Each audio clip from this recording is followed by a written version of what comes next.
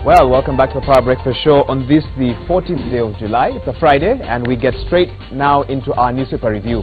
Let me start by introducing my panel. On my far left, we have David Osiani, public policy expert. Welcome to the program. Thank you. Next to him, and of course seeking to maintain gender balance on the show today, Sandra Ochola, governance analyst. Welcome to the program. Thank you. And just right here next to me, Washington Makodingo, political analyst. Also welcome to the program.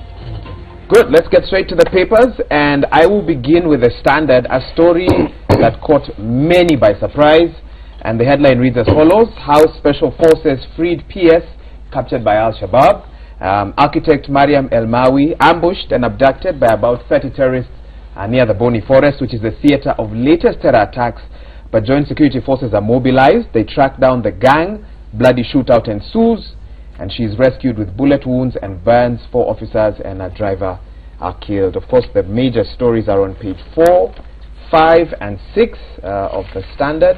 And on the Daily Nation, it's actually page 2. Let me just read the headline briefly. Elite security forces yesterday rescued Public Works Principal Secretary Mariam El-Mawi from suspected Al-Shabaab militants.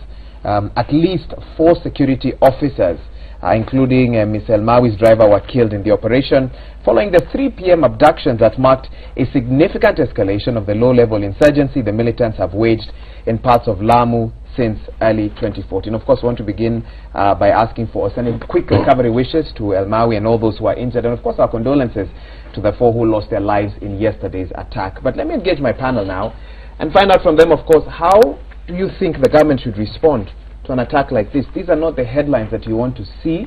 We're a nation that are trying to rebuild our tourism. We're trying to rebuild the image that Kenya is out there. And then you have a headline like this one. What's your take? David, let me start with you.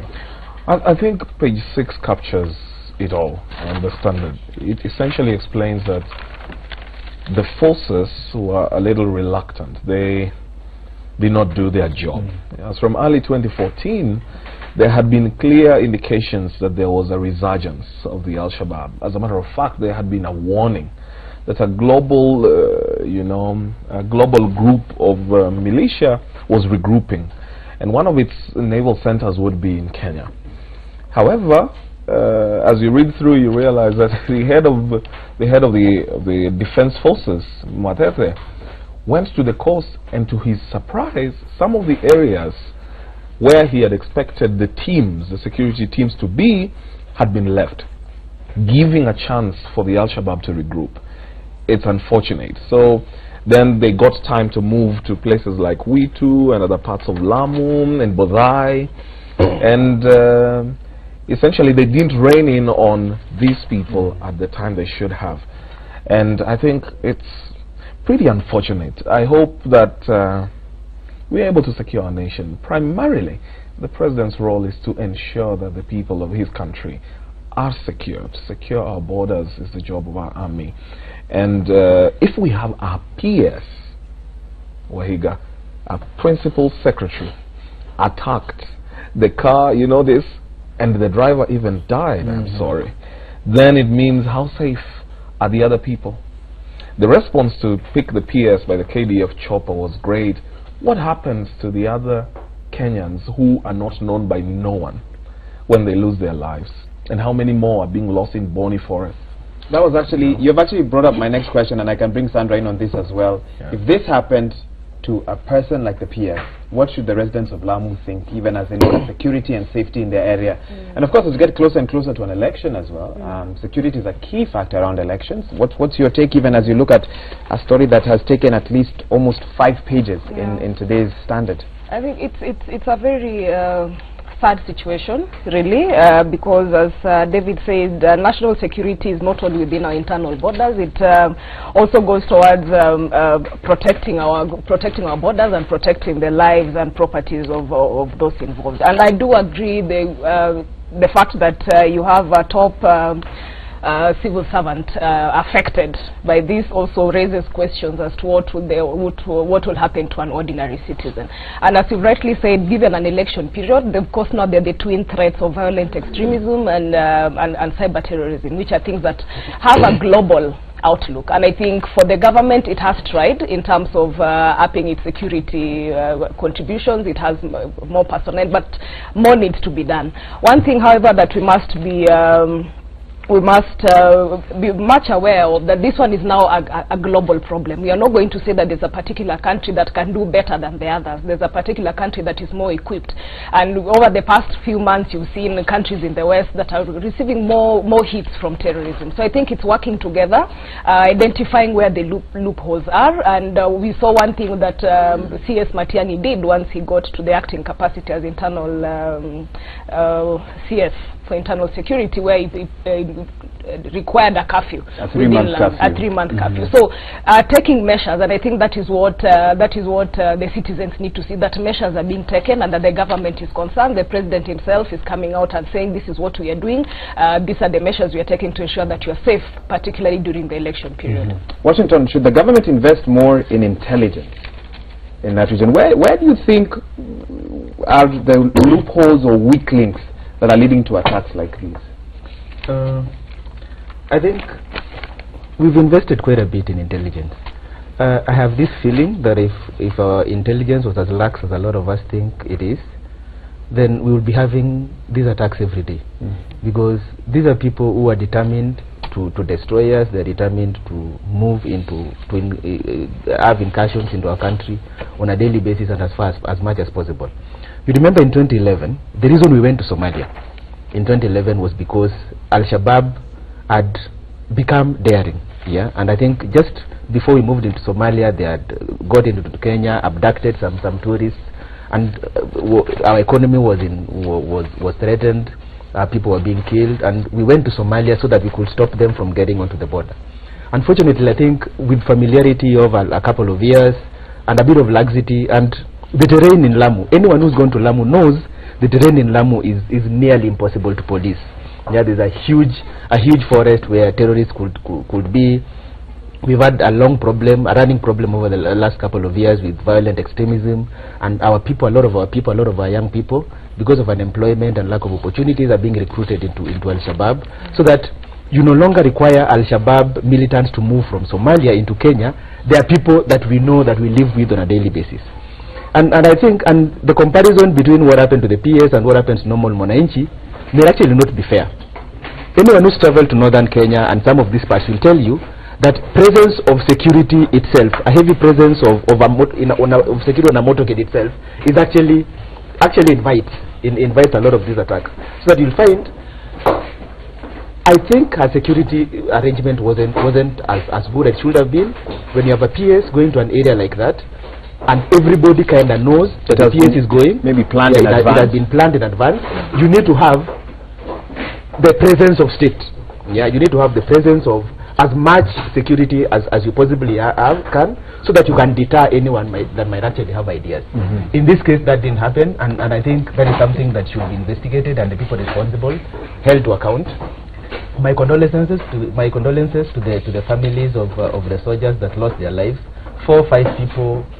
Our security officers work under extremely difficult conditions. Every day, if you're in Lamu, Mandera, Wajir, Marsabit, every day you wake up, you are not so sure if you'll go back home. And they do this on a daily basis. They put their life on the line for us. We really need to be more appreciated and more supportive in terms of the weapons we give them, in terms of the facilities we give them, in terms of the equipment that we give them to be able to handle some of it. David, let's talk about partnership between the security forces and the locals. Coast Commissioner Marwa, in a press conference earlier this week, spoke about what happens when locals see some of these Al-Shabaab militants moving from one place to the other and do not alert the security forces.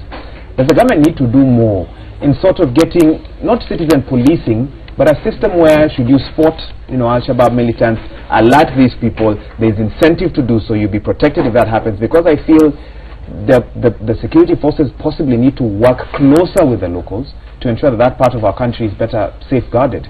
You see, Wahiga, some of these actions are not incentivized.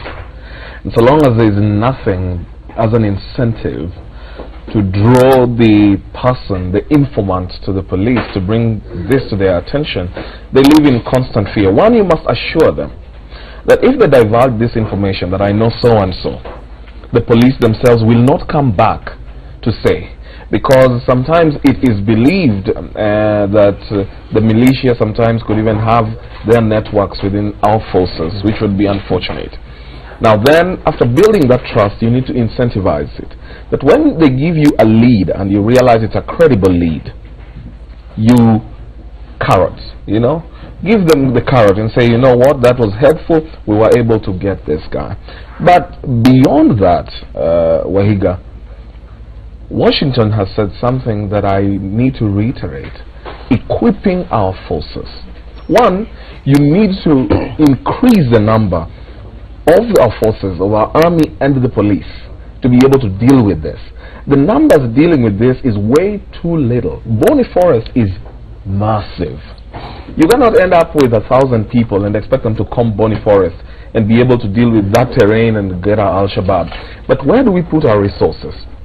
We are buying water cannons ahead of elections that are not useful. True. Instead of arming our forces with the cutting edge, you know, equipment to be able to deal with such people. What do we need water cannons for? What do we need them for? Where do we put our money? Crowd control, which is very unnecessary for a democracy. Very important, actually. Very unnecessary. We give you a chance to respond, Washington. Which speaks to, you know, the reason why sometimes there is this palpable tension in the country. It's unnecessary. So put the money where it's needed the most. When we cut on our on costs of pay, and we deal with things like corruption, and we're able to then equip our forces and employ enough people in our forces, then we will be halfway into solving some of these problems. And we have invested in intelligence, as Washington rightly says. What happens when we ignore, for example, the UN task force, which in 2014 had said that Jaish Ayman militia group is recruiting even in Kenya? What happens? The warning was sounded to us way before. What happens in circumstances like this when we ignore them? We need to complement what we get from outside.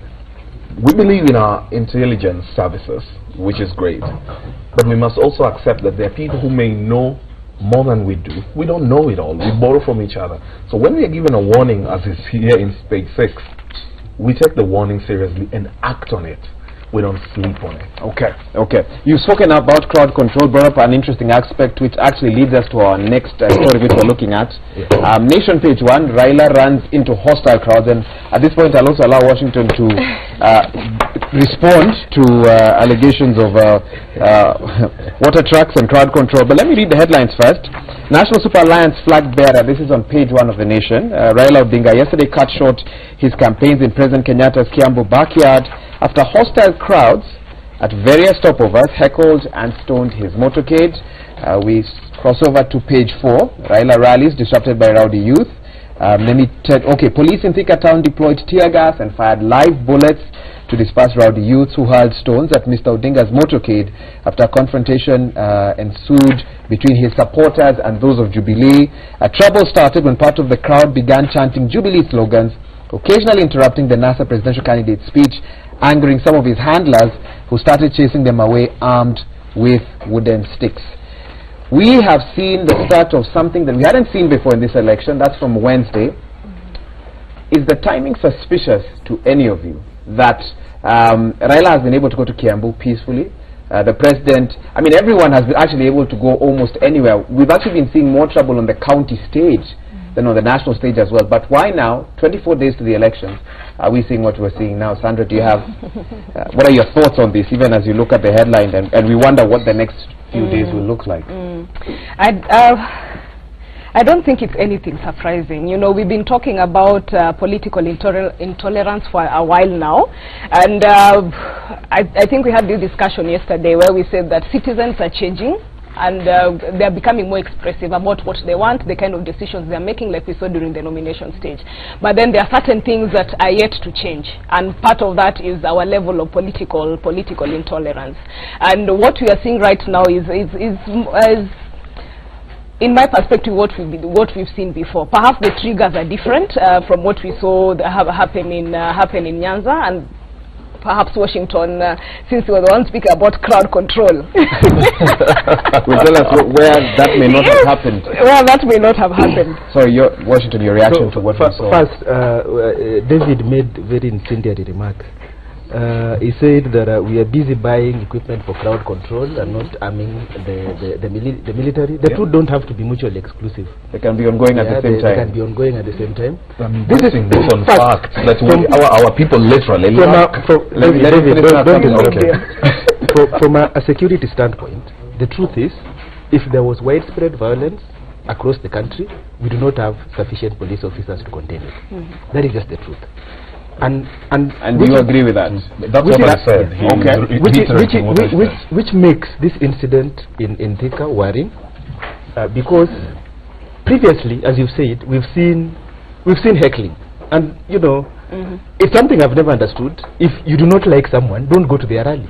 It doesn't make sense to go to someone's rally to heckle them. But we see this the world over. Yeah, we've seen Obama being heckled, world leaders being heckled, and we've come to accept it as part of democracy, democratic expression.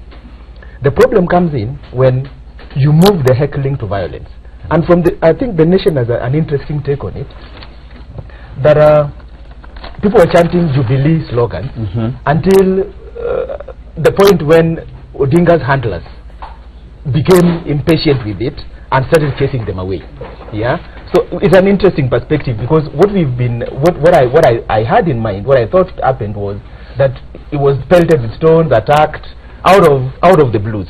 But it seems like there was some antagonism between the two sides, and one side decided that they had had enough, which is contrary to the statement Odinga himself made when he said that he accepts heckling as part of the democratic process.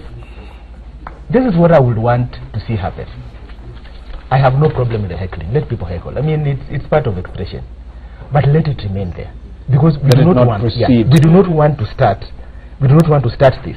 We do not want tomorrow the president goes to an area that is perceived to be NASA and is heckled and is attacked. And we've seen this happening in counties. Now, what will happen is, if it is tolerated at national level, it will increasingly become the norm at the county level. And in all these counties, we have serious competition that we have already seen violence. We've seen violence in Migori, we've seen violence in Bungoma, in Busia. A lot of these races are very tight. They are very tight races in Nairobi, and Nairobi is fairly volatile.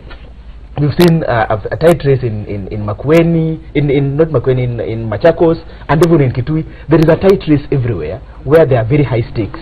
We do not want to encourage it at the national level, because if it spreads, then we will not be able to handle it. We don't have enough security. Usually what happens in security deployment is that if you have a problem in Kiambu, you'll get security reinforcements from Nairobi, from Machakos, from Muranga. Can you imagine what would happen if there was disturbance in Kiambu, there will be disturbance in Nairobi and in Machakos? There would be no one else to mobilize to come and forces will be stretched. Yeah, they'll be stretched in. It is something we do not want to entertain 25 days to an election. Before I give David a chance to respond to this story, they say a picture is like 1,000 words. So let's take a look at some of the images from yesterday. We have that story, NASA's rally. They were in Muranga, Kiambu, and then came to Nairobi. Let's take a look at what transpired in those rallies, or that roadshow rather, yesterday. Candidate Raila Odinga's attempt to shake President Uhuru Kenyatta's staff was met with resistance. The leader's convoy receiving a hostile reception at Kenol in Muranga County, Makongeni, Thika Town and Githurai in Kiambu County. The opposition leaders arrived in Thika Town shortly after 2 p.m. But a crowd of youth blocked their way, triggering a confrontation with NASA supporters. The two groups hurled stones at each other, forcing police officers to shoot in the air and lob tear gas canisters to contain the ugly scenes as they whisked the NASA boss out of danger.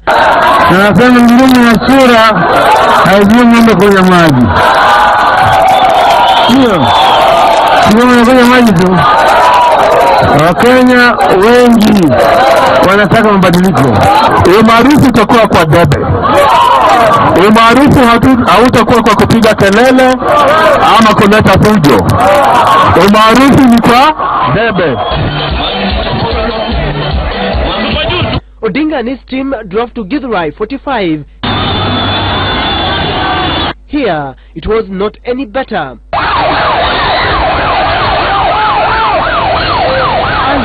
However, at Kenol and Makongeni, the NASA team went against the odds and outlined their plan for the country. Tumesema sisi tukishika mwezi yao kuanzia mwezi wa Septemba, watoto wetu wote kuanzia nursery hadi form 4 nasema bure bila karo yote. Tukisema NASA tunataka tunase wafisadi, tunataka tunase wale na hujumu security, tunataka tunase wale ambao wanataka kuharibu demokrasia katika Kenya. Odinga revisiting the collapsed industries in Thika that he says provided thousands of jobs to residents. Hii Thika zamani ilikuwa ni miji ya viwanda. Viwanda vilikuwa zote. Vilikuwa zote. Kulikuwa hapo na textile kubwa kabisa. Thika terminals. Vilikufa na kazi mingi zaidi. Makampuni mingi makubwa sasa zinafunga zinatoka. Everready ilienda. Naku Masaka inafunga. NASA insisting that they are ready for the August 8 polls, contrary to reports that the coalition intends to have the date with the ballot following their successful case against the ballot printing firm Al Ghurair. Sisi kama NASA tuko tayari kuwa na uchaguzi tarehe 8 mwezi ujao. Na Kenya itakuwa moja. In a statement to newsrooms, Odinga condemned the chaos and asked police to investigate those behind the violence. It was a bad day for the opposition coalition NASA, with Thika town getting thick. Githurai 45 even got worse as the police lobbed tear gas to disperse a rowdy crowd chanting Jubilee slogans. Stephen Neto for Citizen TV, Githurai 45, Kiambu County. Well, that is what happened yesterday. David Osiani, you had some thoughts even as you were watching some of that footage. Maybe you can go ahead and share. Political violence, Wahiga, just as negative ethnicity and tribalism, are tools of the electorally weak, intellectually challenged, and visionless competitors. It is not something we should look forward to. It is not something that helps or aids our cause. I want, however, to trace what's been going on to where it first happened, because we've had generally peaceful elections until when the Prime Minister was visiting Kericho County, and in one of the stops, he was heckled. And that stopped just there, which is fine, freedom of expression. But because it happened in Kericho, I bet there was then the feeling that it was aided by the Deputy President. And so when he went to Homa Bay County, the people were so receptive to the President, but they would hear none of the DP's words. They said, no, you did this to our boss. What makes you believe you can come and speak here? Sad. However, later, after they left, you know, there was not even a stone pelted in Kisumu or in Bita. Now, yesterday, when the former Prime Minister visited parts of Central Province, as is truly indicated, because Washington was trying to come up with this theory that doesn't exist, that the people were just attacked by the boys around the boss. But you have heard from your source, which I bet is your primary source of news beyond Nation or Standard, the Citizen TV, because you send your people, and you've heard them say that as the NASA brigade left parts of these places, especially Githurai, for example, the crowds decided to stand in the way. What do? You don't want to hear them? You don't want them to go? What's your plan? At that point, then it becomes necessary to have them leave the road. Alright? Now, I don't want to envisage a situation where going forward, this is going to be the script of this person coming here and going there. It is absurd. It must not be acceptable. And I hope that all the supporters, both of NASA and Jubilee, are able to rise above some of these idiocies and sillies and just say, you know what, come, speak to us, tell us what it is, and when you're done, go, we shall vote. I heard of the possibility of Jubilee having itself aided what happened in Kisumu with an intention, supposedly, I can't confirm, supposedly, that the NASA leader had been making inroads into Jubilee strongholds. And therefore, the only way to stop him, in their opinion, was to create some fracas to look like the Jubilee Brigade had been kicked out of a NASA stronghold, so that what they then achieve is to have the NASA leader rejected in these areas. But we see what they then don't know, should that be true, is that you end up polarizing the country. We are headed into an election. The country, every election cycle, gets unnecessarily polarized. And I don't think it is fair for our people to have it. But the bottom line still, as would be, even as we speak peaceful elections, credibility is key. We want credible elections. When credible elections are done, peace is automatic. Isn't there another school of thought that would then say that maybe it was the NASA side that organized this also to mobilize their strongholds, that this works best for both sides because now everybody knows that their bloc is intact and no one can come in and I don't think get votes from there? You don't need to mobilize your stronghold. I mean, NASA doesn't need to mobilize Kisumu as its stronghold. It's already a stronghold. The appearance of the Prime Minister itself is enough. And the other bases of NASA, the other strongholds of NASA are as mobilized as it were. You know, that's why I tend to buy the idea that it may have been caricatured by the Jubilee. Even though, and I'll allow them to come, even though you've seen the president going to Kitui, Ukambani, Mombasa many times, Western, and visiting, and of course, I mean, a paper yesterday took a poll and shows that the president and NASA presidential candidate have both gone to certain regions almost at the same time, repeatedly 5 or 10 times in the last couple of months as well. Yes. Wouldn't you feel then, as if this is my stronghold, and for example, the president keeps coming to my stronghold, that I'd be threatened? Or if you're Raila and the president, you know, and it's vice versa, so wouldn't you feel threatened? Well, either of those would work, and that's why I'm saying I wouldn't entirely, you know, I wouldn't say that it as a statement of fact. It's an opinion. Okay. Your someone, and which seems convincing to me. But you don't have proof. No. Okay. I mean, I wouldn't lay proof on it. That's why I started by saying I heard, and it seems convincing to me that Jubilee would do that to achieve what we're going through. But either way, whoever does it must understand that we have a country to take care of and a people to remain. All these people need to be alive to be able to vote for either Raila Odinga or Uhuru Kenyatta. Sandra, you wanted to come in.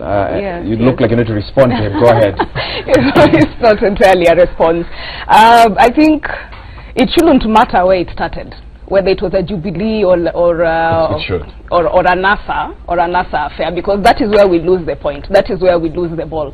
We have a problem as a community. Political intolerance is something that we need to deal with. It is a vice amongst us. And as a community or as a country? Kenya as a community. Kenya as a, okay. Kenya as a, okay. Just the benefit of those who are watching. Go ahead. Just like Kenya as a community. Okay. And the instances we've seen, you look at our fight for independence. That was, for us, was the oldest and the highest form of political tolerance. And then that was followed by the fight for multi-party democracy. Yet, even after gaining all these things that we wanted, we did not dismantle the root causes of political intolerance at the time.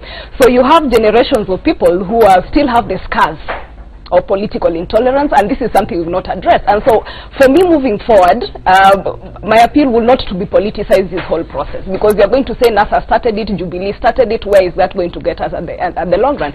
What we are all talking about here is that, fine, you are allowed to disagree, you are allowed to be critical, but be critical in a constructive manner. You are allowed to express yourself, you know, where you're also according basic rights to every individual whom you might not agree with.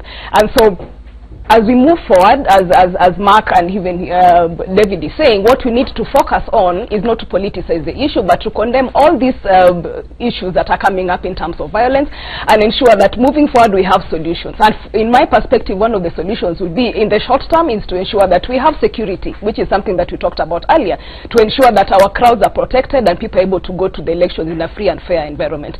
In the midterm, we need to start addressing the root causes of the political intolerance, because that is something that we never look into.